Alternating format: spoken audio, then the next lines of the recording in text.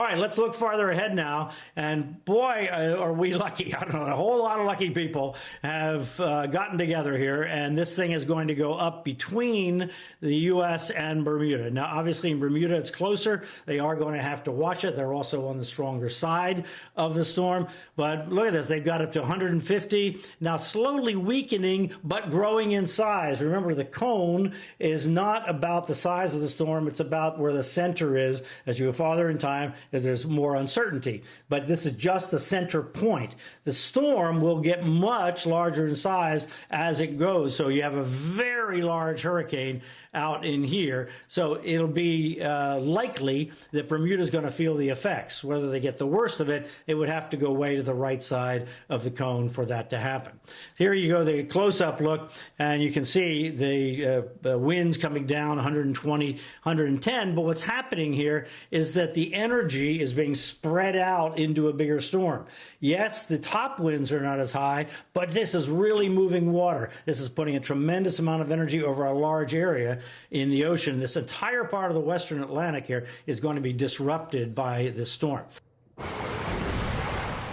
Well, you heard from the king himself, Brian Norcross, on what's going on and the future, a look into the future here of Erin. But it is going to make that turn to the north. That much we do have high confidence in, not only here at the Fox Forecast Center, the models are also showing that as well. But where that exact turn happens could determine what parts of the East Coast see the impacts and the severity of some of those impacts here. This is what we know right now. It will continue to be a major hurricane as it moves north, just moving parallel to the Atlantic coast. It is likely going to be tracking between the East Coast and Bermuda. So Brian Norcross saying millions of people, they're getting lucky here. So I just want to emphasize the fact that this track is best case scenario for many. The impacts, though, are still going to pose a very significant danger in the form of rough surf and strong rip currents along the East Coast. It's still the summer. We've got a lot of people that are moving out and about, especially going to the beaches over the summer.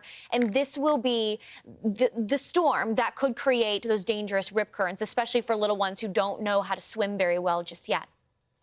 Now, Erin's going to start that lift north sometime later into this weekend, potentially into early Monday. And eventually that jet stream is going to make a bigger separation between the high that's sitting off into the Atlantic and the high that is sitting over the United States coast and just shifting a little bit further out towards the west. Now, the movement of this high is allowing Erin to scrape just by portions of the Outer Banks, even that small little jet out of the United States. Now, again, we're not expecting a landfall from Erin, but that wind field, as Brian pointed out, is going to expand. So tropical storm force gusts, I think, could certainly be on the table if you are across portions of the Outer Banks and as you head further north up towards the mid-Atlantic here.